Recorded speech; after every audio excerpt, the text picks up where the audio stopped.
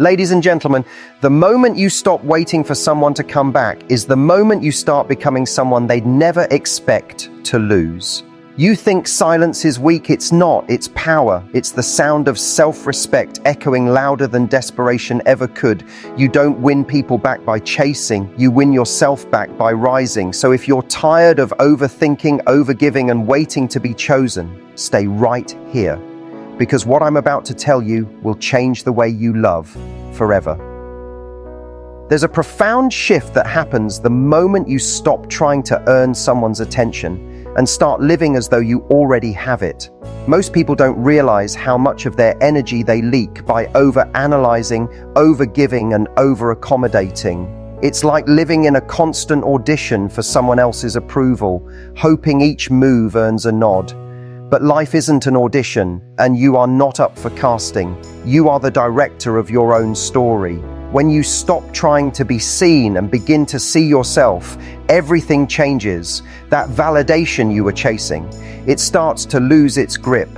And suddenly, you begin to feel something even better than attention: peace.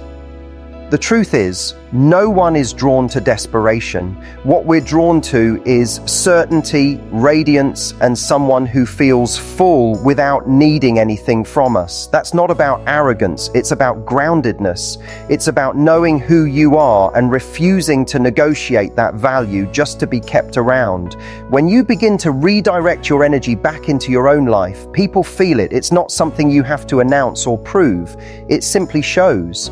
The glow of someone who chooses themselves is unmistakable. You become magnetic when you stop reaching and start rising. People lean into mystery, not need. You see, attraction isn't about how you look or what you say, it's how you make people feel. And the most powerful energy in the room is the one that doesn't need to be noticed. You become powerful the moment you stop trying to pull someone closer and simply create a life they want to be part of. Your job isn't to convince anyone to stay. Your job is to build a world so fulfilling that anyone lucky enough to enter it knows they've arrived somewhere rare. When you focus inward, you shift the dynamic. Suddenly, you're not standing still, waiting. You're moving forward. That's when the chase flips. Every time you catch yourself wondering what someone else is thinking, bring it back to what you're building. Are you crafting the life that makes you proud? Are you pouring into your health, your dreams, your friendships, your creativity? Or are you watering a wilted fantasy, hoping it revives itself? The most magnetic people don't need a grand plan. They simply show up for their lives with purpose. They're busy becoming. When you're genuinely excited about your own life, you don't need to be distracted by people who aren't choosing you. You stop over-explaining and over-giving. You just live. There's a confidence that comes from knowing you're not waiting on someone's permission to be happy. You're not on pause. You're not hoping to be rescued from the discomfort of being alone. In fact, you're learning to love your own company so deeply that anyone else is a bonus, not a fix. And when someone does step into your world, they feel that. They feel that you're whole, not waiting to be completed. You bring presence, not pressure. And that changes everything. You become a sanctuary, not a storm. A place someone wants to stay, not someone they feel guilty about leaving. Attraction isn't something you chase, it's something you embody. You don't run after it, you become it. And when you become it, you stop performing. You stop molding yourself to be more likable, more agreeable, more tolerable. You realize the right people never need you to shrink, and the ones who do, they were never your match to begin with. You're not for everyone, and that's your power. You weren't meant to fit into every room, every heart, or every plan. You were meant to belong where you're seen without effort. So stop efforting, start being. Every second spent proving your worth is a second stolen from your purpose. Instead of showing someone why you're valuable, go live like you already know you are. That subtle shift from choose me to I choose myself changes your tone, your posture, your energy. You become someone who is not waiting, but creating, not hoping, but building, not doubting, but trusting. That confidence isn't loud, but it's firm. It's the kind of energy that walks into a room and doesn't need to be the center of attention to be noticed. It's felt in silence, not in performance. When your attention turns back to your own expansion, you stop orbiting around people who made you feel small. You remember who you are before the doubt, before the chase, before the fear. And in that remembering, you rise. You start dressing differently, not for attraction, but expression. You laugh more, not because you're trying to be seen, but because you're genuinely present. You say no more easily because you no longer trade your time and energy for crumbs. You protect your peace like it's gold, because it is. And you stop trying to prove your softness to people who didn't earn it. The best version of you isn't someone who got chosen. It's someone who chose themselves. You begin to realize that emotional clarity, consistency, and respect aren't luxuries, they're requirements. You stop entertaining potential and start aligning with action. And suddenly, the whole landscape changes. The dynamic you once obsessed over becomes boring. You're no longer available for games that make you question your worth. You're too busy being deeply, unapologetically in love with your life. And that energy, it travels. People feel it. It echoes louder than any text ever could. At the end of the day, you don't attract what you chase. You attract what you believe you deserve. When you act like someone worthy of love, respect, and consistency, you draw in people who meet you there, not because you're demanding it, but because you embody it. You don't beg for energy to match yours. You simply live at your frequency and let alignment do the work. That's the beauty of stepping into your power. You don't just regain your peace, you redefine your standards. And you realize sometimes the most powerful way to be chosen is to stop waiting to be. Sometimes the most powerful move you can make is no move at all. When something feels uncertain or imbalanced, the natural instinct is to reach out, explain, fix, or prove. But there's a deeper strength in restraint. Silence is not absence, it's presence. Amplified. It communicates more than words ever could because it shifts the focus back to you. It says, I value my peace enough to protect it. It says, I'm not afraid of space. Silence disrupts patterns. It interrupts the loop where you're always the one extending, explaining, or rescuing. It puts the weight of thought back where it belongs. Silence isn't a game, it's a boundary. It's the decision to stop performing emotional labor for someone who hasn't earned it. When your words keep falling into empty space, the answer isn't louder speech, it's quiet strength. There comes a time when repeating yourself is no longer noble, it's draining, and the bravest thing you can do is stop. Stop chasing clarity from places that only ever gave you confusion. Stop offering explanations to those who already understood and just didn't care. Silence is where self-worth begins to speak. It's a declaration that your energy is sacred, not scattered.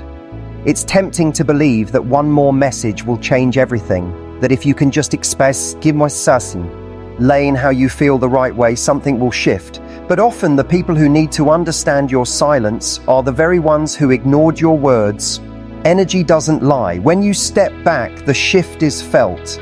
Not because you're trying to manipulate, but because you've decided to redirect your effort. Silence says, I'm not available for this version of the story anymore. And you don't have to announce it.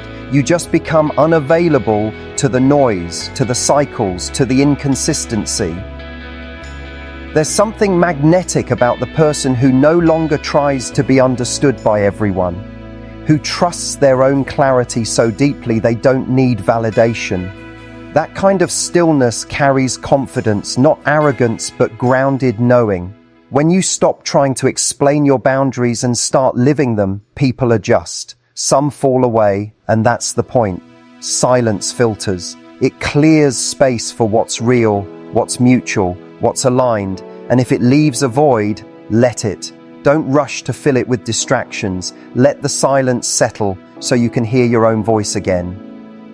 Silence also teaches you what you've been avoiding. It reveals how uncomfortable you've been with stillness, solitude, and uncertainty. But growth lives there. In that discomfort is where you start to realize how much energy you've been leaking just to feel seen. When you no longer outsource your sense of importance, you start reclaiming your power, and silence gives you the room to do that. You're not ghosting, you're grounding, you're not giving up, yet you're giving back to yourself. And that shift, though quiet, becomes undeniable. You become anchored in your own worth, not attached to someone else's response. When you go silent, the world doesn't stop, but your nervous system begins to. You exhale. You detach from the compulsion to always be the one holding it together. You start to see who reaches out and who disappears, and more importantly, you begin to ask better questions. Not why don't they care, but why was I so afraid to pause? Not will I lose them, but what am I gaining by letting go? That mental clarity only arrives when the noise quiets. And once you feel that kind of peace, chaos no longer excites you. Consistency becomes sexy. Quiet becomes gold. Sometimes the most revolutionary thing you can do is not react, not answer, not explain. Let silence carry the message. I am not emotionally available for things that disturb my peace. You begin to understand that presence is a gift, and access to you is not a right. You become more intentional with your energy. You stop proving, stop performing, stop participating in conversations that go nowhere. You become less available to drama and more available to growth.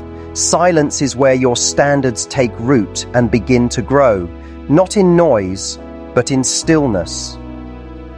Silence also resets the balance. When you're always the one initiating, maintaining, or fixing, the dynamic tilts, and soon you're carrying the entire emotional weight of the connection. But when you step back, you allow the other person to step forward or not. Either way, you get your answer, and that's the power of silence. It reveals truth. It doesn't chase clarity, it creates it. No words, no confrontation, just the quiet decision to let actions speak. You realize that what you tolerate teaches people how to treat you, and silence is the line where tolerance ends. It's important to remember, silence isn't about withholding. It's about reclaiming. You're not punishing anyone. You're protecting your energy. You're stepping out of cycles that drained you and stepping into clarity that frees you. It's the pause that precedes peace. And in that pause, you find your center again. You find the version of yourself that doesn't need noise to feel alive. The version that trusts the right things, won't require chasing. Silence makes space for the things that whisper instead of scream. For truth, alignment, and real connection. You stop running and start receiving. The moment you embrace silence as a form of self-respect, you stop fearing what you might lose, because you finally realize what you've gained: power, clarity, peace, and self-trust. You learn that your voice has value, and so does your quiet. You no longer feel the need to fill every space with effort. Sometimes the highest form of communication is simply absence, not to hurt, but to heal, not to control, but to release. Because the most powerful message you can send is this: I no longer participate in anything that asks me to abandon myself. There's a difference between being chosen and being truly valued. You can be chosen for your convenience, your effort, or your silence, but real connection sees you for your standards. Too often, people try to make themselves the exception, thinking if they're kind enough, patient enough, flexible enough, it'll finally be enough. But enough is not something you beg to be. It's something you believe you are. When you set the standard and stick to it, you stop trying to earn what should be naturally given: consistency, respect, effort, and clarity. Being the exception means living in fear of replacement. Being the standard means trusting that what's right for you will meet you where you are. The question isn't, how do I keep them? The question is, why would I lower myself to be kept? When you operate from lack, you're willing to sacrifice your boundaries just to feel chosen. But every time you do, you teach yourself that your needs are negotiable, that showing up for others matters more than being met halfway, that love is proven by endurance rather than mutual effort. But connection is not a test of how much you're willing to tolerate. It's a mirror. It reflects how you see yourself. When you believe you need to prove your worth, you begin to shrink, you soften your voice, delay your needs, hide your truth. That's not love, that's survival. And no healthy relationship can be built from a place of self-abandonment. You were never meant to be someone's exception. You're meant to be the rule that says this is how I deserve to be treated, the rule that says I don't entertain what costs me peace, the rule that says if you can't show up fully, don't show up at all. When you live by a standard, you stop apologizing for it. You stop explaining why you require what you do. You stop diluting your desires in hopes of being easier to love. You become clear, not cold, steady, not stubborn, and people either rise to meet you or remove themselves. Both are gifts. The irony is, the more you try to be the exception, the more invisible you become. You get so good at being low maintenance that no one notices your needs are unmet. So good at forgiving that no one realizes you're still hurting. So good at adjusting that no one sees you're off balance. But silence doesn't protect you, it buries you. And the more you bury yourself, the more resentful you become. Because deep down, you know you deserve better. Not just in theory, but in reality. You're not too much. You've just been told that wanting more is asking for too much from too little. There's a quiet power in walking away from anything that asks you to become less. Less vocal, less hopeful, less alive. You're not hard to love. You're hard to manipulate. And that's exactly why your standards matter. Because when you lower them, you don't just lose them, you lose yourself. You start accepting breadcrumbs and calling it nourishment. You start mistaking chemistry for compatibility. But your body always knows. It knows when you're shrinking, it knows when your truth is being silenced, and it knows when you've outgrown what you're clinging to. Every time you choose your standard over your fear, you reclaim your worth. It won't always feel empowering at first. Sometimes it feels like grief, like mourning the version of yourself that kept settling. But you'll get stronger with every decision that aligns with your truth. You'll stop chasing clarity from chaos. You'll stop interpreting mixed signals as potential. And you'll start recognizing that love without effort isn't love at all. Oh, it's fantasy. You don't have to be perfect, but you do have to be real. And realness means saying, this is what I need, this is what I deserve, and I won't accept less. Being the standard means learning to sit with the silence that comes when you stop settling. The silence that makes you question your worth. The space that tempts you to go back to familiar patterns. But don't confuse loneliness with being lost. You're not lost, you're leveling up. And in that process, things will fall away. People, patterns, even parts of yourself. Let them. Growth requires space. And the only way to make space for the right things is to release the wrong ones. Not with bitterness, but with boundaries. Not with drama, but with direction. The world reflects how you treat yourself. When you ignore your own needs, so will everyone else. When you tolerate disrespect, it becomes the norm. But when you show up for yourself, fully, fiercely, unapologetically, people notice. You teach others how to treat you by how you treat you. You don't have to demand respect when you embody it. You don't have to chase love when you live in alignment. And you certainly don't have to tolerate inconsistency when you are rooted in clarity. Standards are not barriers. They are invitations. Invitations for real connection, real presence, real love. You are not here to be tested. You're here to be treasured. And anyone who makes you feel otherwise is revealing their own limitations, not your inadequacy. The right people don't make you question your worth. They remind you of it. But you must lead that reminder. You must be the one to say, this is my level, not from arrogance, but from authenticity. Because when you know your value, you don't tolerate situations that devalue why. You don't try to make chaos feel like home. You don't pretend breadcrumbs are a feast. You sit at your own table until someone brings a full meal. And if you ever forget, remember this. You don't rise by lowering yourself. You rise by deciding that you're no longer available for what drains you. You rise by trusting that the love, the energy, the respect you give so freely will one day return to you, not because you begged for it, but because you finally stopped begging at all. You rise by making peace with the fact that not everyone can meet you where you're going, and you let that be okay, because being the standard means never again settling for being someone else's afterthought when you were always meant to be your own first choice. The moment you stop waiting is the moment you start living again, not just existing, truly, fully living, not in a future that hasn't happened yet, but in the richness of right now. There's a version of you that's no longer holding her breath, no longer refreshing messages, no longer checking the door, the phone, the past. That version of you isn't hardened, she's healed, she's not bitter, she's better. And the irony? The moment you let go of the outcome is the moment you finally get your power back, because you're no longer sitting in the audience, you're back on the stage. There's nothing wrong with hope, but hope becomes a prison when it keeps you still, when it keeps you stuck in a cycle of maybe, of someday, of what if. You deserve more than a life on pause, more than keeping space in your heart for someone who isn't showing up. The truth is, anyone worth being in your future wouldn't want to see you waiting in your present.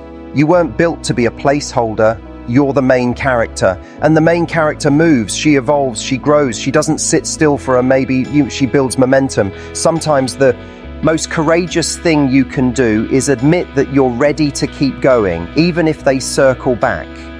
You're not burning bridges, you're building roads that lead to the next version of you, the one who doesn't just dream, but does. The one who takes herself to new cities, new friendships, new opportunities, the one who shows up for her own heart, even when no one else is. And maybe one day someone will find you in that space, thriving, joyful, busy. But you'll be too full of life to be waiting for an apology or a comeback. You'll be choosing, not chasing. Don't confuse silence with absence. The universe often works in seasons, and some people only find clarity when you stop filling in the silence for them. But don't make your life a waiting room while someone else takes their sweet time. You can leave the door open without sitting beside it. You can have space in your heart without freezing in place. You can trust that if someone is meant to return, they will, but you will be too evolved to fit into the same chapter. You're not closing the book, you're just turning the page.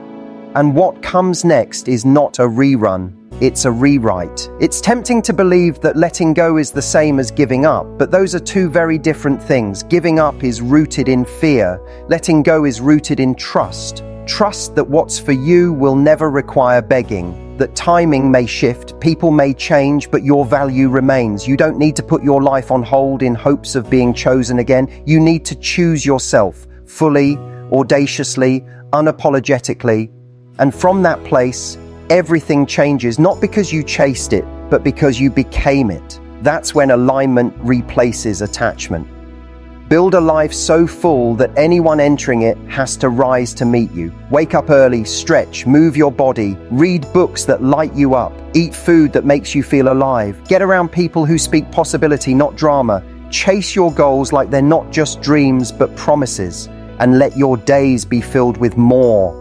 Either nostalgia, let them be rich in newness, in depth, in challenge. This is your life, not a rehearsal. Stop waiting for a return. Start building a world that reflects how deeply you believe in your own worth. Sometimes you have to close the door, not to shut someone out, but to hear yourself think again, to hear your own voice over the noise of doubt and delay. You deserve clarity, not confusion, movement, not limbo. And no matter how strong the connection, you cannot thrive in a place of emotional half-light. Let the sun rise. Let yourself begin again.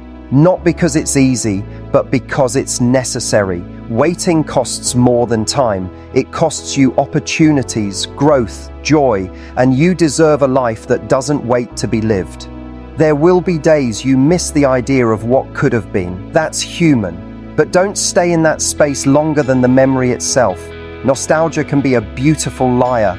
It can make the past feel perfect, even if it wasn't. But you're not meant to go backward. You're meant to evolve. To see that every ending is also an invitation, an opening to a deeper, richer, more aligned version of your life. And when you live from that space, fully present, deeply engaged, You won't fear who walks away. You'll trust that every departure made room for your arrival. If one day they return, you'll meet them as someone transformed, not bitter, but wiser, not guarded, but guided. You won't need to prove your growth. It'll be in how you move, how you speak, how you no longer settle for what shakes your peace. And from that energy, the dynamic shifts. You're no longer asking, will they choose me? You're asking, do they even align with who I've become? And that question alone reveals everything. Because real power isn't in being wanted back, it's in no longer needing to be. You are not a backup plan, you are not a pit stop, you are not a second thought waiting for reconsideration. You are the destination, the arrival, the experience, the whole story. And when you start living like that, you don't fear loss, you embrace growth.